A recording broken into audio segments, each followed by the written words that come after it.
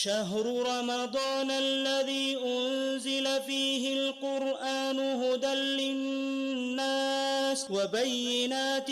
من الهدى والفرقان اعوذ باللہ من الشیطان الرجیم بسم اللہ الرحمن الرحیم۔ سورۃ الحجر میں ہم نے پچھلی دفعہ یہ دیکھا کہ اللہ تعالیٰ نے بیان فرمایا ہے کہ اس دنیا کے آغاز ہی سے، یعنی جب انسانیت کی ابتدا ہوئی ہے اس وقت شیطان نے چیلنج دیا تھا کہ میں انسانوں کو گمراہ کر کے چھوڑوں گا، چنانچہ اس نے یہ طریقہ اختیار کیا کہ زمین میں جو چیزیں ہیں لوگوں کے لیے مزین کرے گا، دل فریبیاں پیدا کرے گا، اور کوشش یہی ہے کہ کوئی بھی آدمی جو ہے وہ اللہ کا بندہ بن کر نہ رہے۔ تو اللہ تعالیٰ نے بتا دیا کہ اسی وقت فیصلہ کر دیا گیا کہ جو شیطان کے پیچھے چلے گا اس کے لیے دوزخ ہے، اور جو اللہ کا بندہ بن کر رہے گا اس کو جنت کی نعمتیں ملیں گی۔ اور یہ بھی بتا دیا گیا تھا کہ شیطان کے قابو میں وہی لوگ آئیں گے جو خود اس کی طرف مائل ہوں گے، خود گمراہ ہوں گے، خدا کے راستے سے ہٹیں گے، تو وہ اصل میں شیطان کا حملہ ان پر کارگر ہوگا، وگرنہ جو میرے راستے پر رہیں گے، میرے بندے بن کر جئیں گے، ان پر شیطان کا کوئی زور نہیں چلے گا۔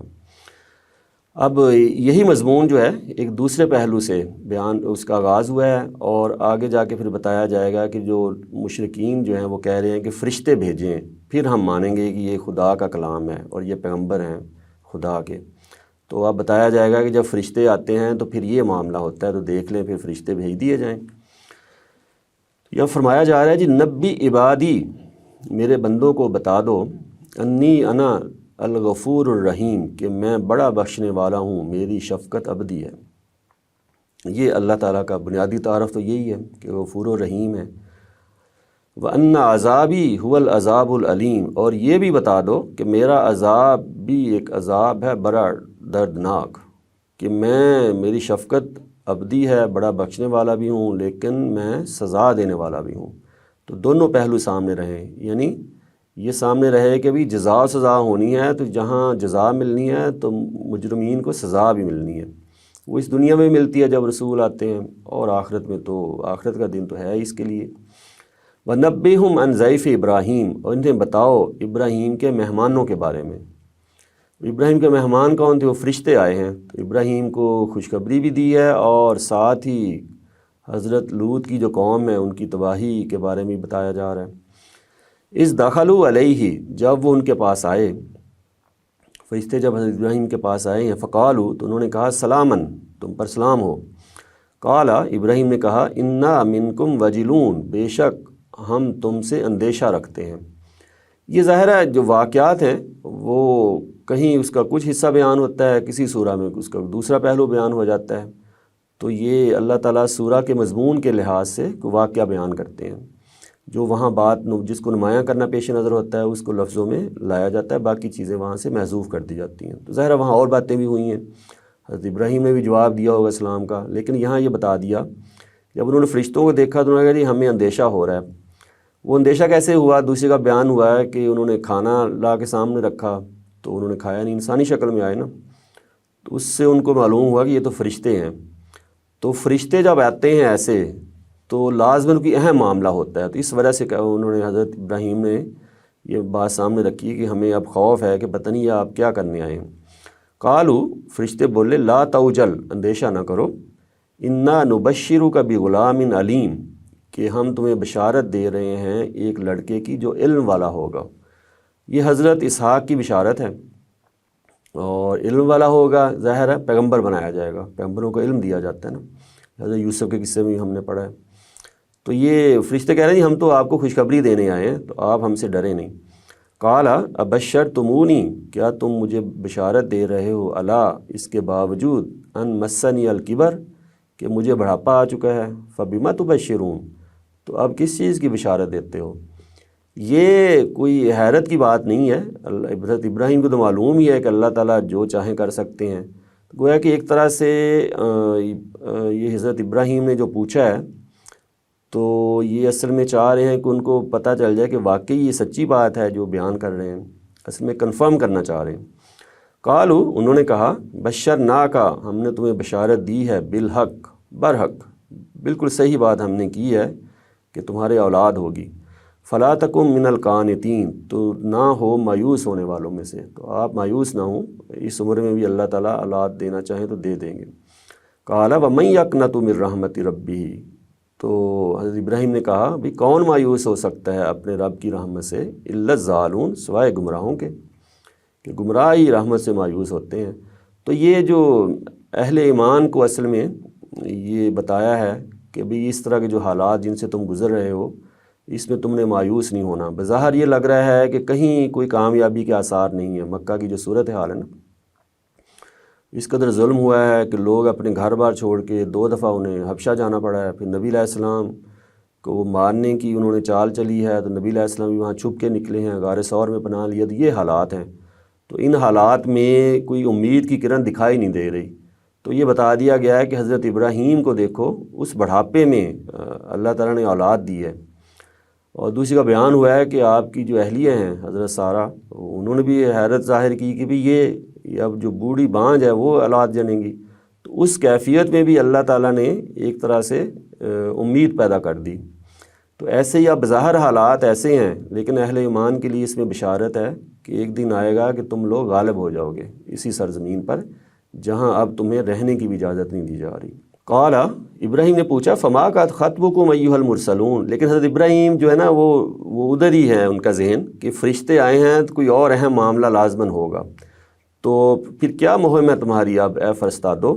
کہ فرشتوں تم مقصد کے آئے کیوں ہو، اصل معاملہ وہ کیا ہے وہ بتاؤ۔ قالوا، انہوں نے جواب دیا انا ارسلنا، بے شک ہم بھیجے گئے ہیں الی قوم مجرمین، مجرم قوم کی طرف، الا آل لوط، سوائے لوط کے لوگوں کے، انا لمنجوہم اجمعین، یقیناً ہم ان کو بچا لیں گے سب کو۔ انہوں نے بتایا جی ہم قوم لوط کی طرف جا رہے ہیں ان کو عذاب دینے، تو لیکن جو آل لوط ہیں، جو ان کا جو خاندان ہے جو ان پر ایمان لائے ہیں، ان کو ہم بچا لیں گے، الا امرأتہ، سوائے اس کی بیوی کے، قدرنا، ہم نے ٹھہرا لیا ہے، انہا لمن الغابرین، بے شک وہ پیچھے رہ جانے والوں میں سے ہوگی۔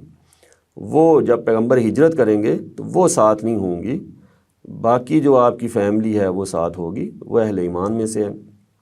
تو اس لیے بتا دیا کہ جب اللہ کا فیصلہ آتا ہے، فرشتے جب آتے ہیں تو وہ پھر عذاب لے کر آتے ہیں، اور جب عذاب کا فیصلہ ہوتا ہے تو جو پیغمبر کے قریبی اعزاء اقربا کیوں نہ ہوں، معاملہ پھر میرٹ پر ہوتا ہے۔ یہ اللہ تعالیٰ جو بھی فیصلہ کرتے ہیں وہ بالکل حق اور عدل کے مطابق ہوتا ہے۔ فلما جاء آل لوط المرسلون، پھر جب لوط کے لوگوں کے پاس پہنچے یہ فرستادے، یہ فرشتے، قال، اس نے کہا انکم قوم منکرون، بے شک تم اجنبی لوگ ہو، کہ وہ پہلے نہیں دیکھا تھا، وہ انسانی شکل میں وہاں گئے، لڑکوں کی شکل میں، دوسری کا یہ بیان ہوا ہے۔ قالوا، انہوں نے کہا بل جئناک، ہم لائے ہیں تمہارے پاس، بما کانوا فیہ یمترون، وہی چیز جس کے بارے میں یہ شک کر رہے تھے، کہ وہ کہہ رہے تھے کہ ہمیں عذاب سے ڈرایا جا رہا ہے، تو وہ عذاب نہیں آنے والا، اگر آنا ہوتا تو آ جاتا یا کوئی نشانی دکھائی جاتی، تو اب ہم وہ عذاب لے کر آئے ہیں۔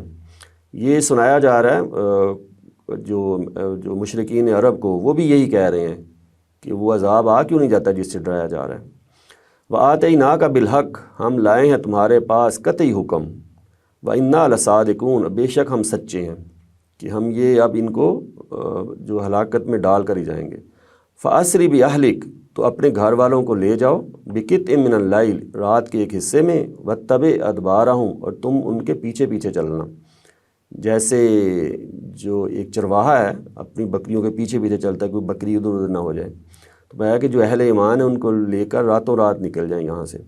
وَلَا يَلْتَفِتْ مِنْكُمْ أَحَدٌ، اور کوئی پلٹ کر نہ دیکھے تم میں سے کوئی، پیچھے مڑ کے نہیں دیکھنا، یعنی پیچھے والوں سے کوئی تعلق نہیں ہے، یہ تعلق کی علامت ہوتی نا کہ پیچھے والے یاد آ رہے ہیں اپنا گھر بار، تو کہا کہ نہیں ادھر دھیان بھی نہیں دینا۔ وَامْضُوا حَيْثُ تُؤْمَرُونَ، اور وہاں چلے جاؤ جہاں تمہیں ہدایت کی جا رہی ہے، یعنی ہجرت کا حکم دے دیا گیا۔ وَقَضَيْنَا إِلَيْهِ، ہم نے اس کو پہنچا دیا، ذَلِكَ الْأَمْرُ، یہ اپنا فیصلہ، أَنَّ کہ دَابِرَ هَؤُلَاءِ مَقْطُوعٌ مُصْبِحِينَ، کہ ان لوگوں کی جڑ کاٹ دی جائے گی جب وہ صبح کرنے والے ہوں گے، صبح کے وقت ان کی جڑ کاٹ دی ہے، یعنی اس قوم پر عذاب آ جائے گا، چنانچہ آپ صبح سے پہلے پہلے یہ بستی چھوڑ کر نکل جائیں۔ وجاء اہل المدینہ یستبشرون، اور لوگ، شہر کے جو لوگ تھے وہ خوشیاں مناتے آ پہنچے۔ یہ دوسرے کا بیان بھی ہوا ہے، اس قوم میں جو ایک بری عادت تھی کہ وہ جنسی تعلق قائم کرتے تھے، مرد آپس میں مردوں کے ساتھ، انہوں نے جب دیکھا کہ خوب روح لڑکے آئے ہیں تو وہ خوشیاں مناتے ہوئے آ گئے۔ قالا، لوط علیہ السلام نے فرمایا ان ہؤلاء ضیفی، یہ میرے مہمان ہیں، فلا تفضحون، تو اس لیے میری فضیحت نہ کرو، کہ مجھے تم نہ اس آزمائش میں نہ ڈالو کہ میں اپنے مہمانوں کی حفاظت نہ کر سکوں، تو میری مہمانوں کے ساتھ یہ معاملہ نہ کرو۔ تو ظاہر دوسری کا بیان ہوا ہے کہ یہ معاملہ پہلے ہوا ہے، اوپر جو فرشتوں نے بتایا ہے کہ یہ عذاب کے فرشتے ہم بن کر آئے ہیں، تو یہ معاملہ بعد میں ہوا ہے۔ اس موقع پر حضرت لوط کو یہ معلوم نہیں ہے کہ اللہ کے فرشتے ہیں۔ واتقوا اللہ، اللہ سے ڈرو، ولا تخزون، اور مجھے رسوا نہ کرو۔ قالوا اولم ننہک، بولے کیا ہم نے تمہیں روکا نہیں تھا، عن العالمین، باہر کے لوگوں سے، کہ باہر سے لوگ آتے ہیں تو آپ ان کے خام خواہ وکیل بن جاتے ہیں، ہمیں آزادی ہے جو مرضی ان کے ساتھ کریں، آپ اس معاملے میں مداخلت نہ کریں۔ قال ہؤلاء بناتی ان کنتم فاعلین، تو حضرت لوط نے آخری اقدام کے طور پر کہا کہ ان کا بغیرت آ جائے کہ بھئی یہ میری بیٹیاں ہیں، اگر تم کچھ کرنا ہی ہے تو ان کے ساتھ ان کو بیاؤ، ان کے ساتھ جنسی تعلق قائم کرو، تو تم اس برے کام میں کیوں پڑتے ہو؟ لعمرک، اے لوط تیری جان کی قسم، انہم لفی سکراتہم یعمہون، بے شک یہ اپنی سرمستی میں اندھے ہو رہے ہیں۔ اس وقت اللہ تعالیٰ نے بتایا کہ یہ آپ کی بات نہیں ماننے والے۔ فاخذتہم الصیحۃ مشرکین، تو پھر ان کو آ پکڑا ہماری ڈانٹ نے دن نکلتے ہی۔ یہ ڈانٹ، یہ جو عذاب کی ڈانٹ ہے۔ فجعلنا عالیہا سافلہا، تو ہم نے کر ڈالا اس بستی کے اوپر والے حصے کو اس کا نیچے والا، وامطرنا علیہم حجارۃ من سجیل، اور برسا دی ان پر پکی ہوئی مٹی کے پتھر، یعنی کہ جو مخصوص تھے، متعین تھے، ان پر پتھروں کی بارش بھیج دی گئی اور بستی کو الٹا دیا گیا۔ ان فی ذالک لآیات، بے شک اس میں بڑی نشانیاں ہیں، للمتوسمین، بصیرت حاصل کرنے والوں کے لیے۔ تو یہ بتایا جا رہا ہے کہ بھئی تم فرشتوں کو طلب کر رہے ہو نا کہ فرشتے آئیں، تو فرشتے جب آئیں گے تو یہ معاملہ ہونا ہے، تو بصیرت حاصل کرو اور اس مہلت سے فائدہ اٹھاؤ۔ وَإِنَّهَا لَبِی سَبِیلٍ مُقِیم، اور بے شک یہ جو بستی ہے یہ عام گزرگاہ پر واقع ہے، وہ جو تجارتی گزرگاہ تھی وہاں حجاز کی، تو وہاں یہ علاقہ اسی علاقے میں تھے حضرت لوط کی بستی۔ ان فی ذالک لآیۃ للمؤمنین، بے شک اس میں بڑی نشانی ہے ایمان لانے والوں کے لیے بھی، کہ اہل ایمان کی جو ہے وہ نصرت کی جائے گی اور ان کو ان کو برباد کر کے ان کو پھر اقتدار ملے گا۔ وَإِنْ كَانَ أَصْحَابُ الْأَيْكَةِ لَظَالِمِينَ، یقیناً جنگل والے بھی بڑے ظالم تھے۔ یہ حضرت شعیب کی قوم کا ذکر ہے کہ ان کی جہاں وہ رہتے تھے تو پاس ایک بڑا جنگل تھا، تو اسی لحاظ سے ان کو پکارا گیا ہے۔ فَانْتَقَمْنَا مِنْهُمْ، تو ہم نے ان سے بھی انتقام لیا۔ وَإِنَّهُمَا لَبِإِمَامٍ مُبِينٍ، تو یہ دونوں بستیاں حضرت لوط کی اور حضرت شعیب کی یہ کھلی شاہراہ پر ہیں، وہ جہاں سے وہ آنا جانا تھا نا ان کا تجارتی شاہراہ، جو قافلے جاتے تھے ادھر یمن سے ادھر شام کی طرف، تو اسی شاہراہ پر وہ دونوں بستیاں، اس کے آثار موجود ہیں۔ تو اہل عرب کو کہا گیا ہے کہ ان کو دیکھ لو۔ وَلَقَدْ كَذَّبَ أَصْحَابُ الْحِجْرِ الْمُرْسَلِينَ، اور ہجر والے بھی جھٹلا چکے ہیں رسولوں کو، یہ قوم سمود کی طرف اشارہ ہے۔ وَآتَيْنَاهُمْ، ہم نے ان کو دیں آیاتنا، اپنی نشانیاں، فَكَانُوا عَنْهَا مُعْرِضِينَ، تو وہ ان سے روگردانی کرنے والے بنے۔ وَكَانُوا يَنْحِتُونَ مِنَ الْجِبَالِ بُيُوتًا آمِنِينَ، وہ پہاڑوں میں سے گھر تراشتے تھے بڑے آرام والے، پہاڑوں کو تراش کے گھر بناتے تھے، سمجھتے تھے کہ ہمیں بڑا سکھ ہے، چین ہے، ہم پر کوئی عذاب نہیں آئے گا، ہم محفوظ رہیں گے۔ فَأَخَذَتْهُمُ الصَّيْحَةُ مُصْبِحِينَ، پھر انہیں آ پکڑا ہماری ڈانٹ نے جب وہ صبح کرنے والے تھے، کہ صبح کے وقت جیسے قوم لوط کو برباد کیا ان کو بھی برباد کر دیا گیا۔ فَمَا أَغْنَىٰ عَنْهُمْ مَا كَانُوا يَكْسِبُونَ، تو ان کے کچھ کام نہ آیا جو وہ کماتے تھے، جو وہ کام کرتے تھے اور جو انہوں نے اپنے آپ کو بچانے کے لیے پناہ گاہیں بنائی ہوئی تھیں، وہ کچھ کام نہیں آیا اور اللہ تعالیٰ نے ان کو بھی برباد کر دیا۔ تو یہ ماضی کے جو واقعات ہیں یہ سنا کر اللہ تعالیٰ نے قریش کو اور مشرکین عرب کو سمجھایا ہے کہ جب پچھلی قوموں کی طرف رسول آئے ہیں تو انہوں نے آگے بتایا کہ وہ دن آ جائے گا اگر تم ہماری بات نہیں مانو گے کہ تم پر عذاب آئے گا خدا کا۔ تو انہوں نے جب آگے سے مذاق اڑایا اور اس کا انکار کیا تو پھر ان کا حال دیکھو کیا ہوا۔ اب تمہارے ساتھ بھی یہی معاملہ ہوگا اگر تم ایمان نہیں لائے، اور پھر وہ وقت آ جائے گا جب تم پھر تمنا کرو گے، آرزو کرو گے کہ کاش ہم اس وقت ایمان لے آتے جب ہمیں مہلت دی گئی تھی۔ وآخر دعوانا ان الحمد للہ رب العالمین۔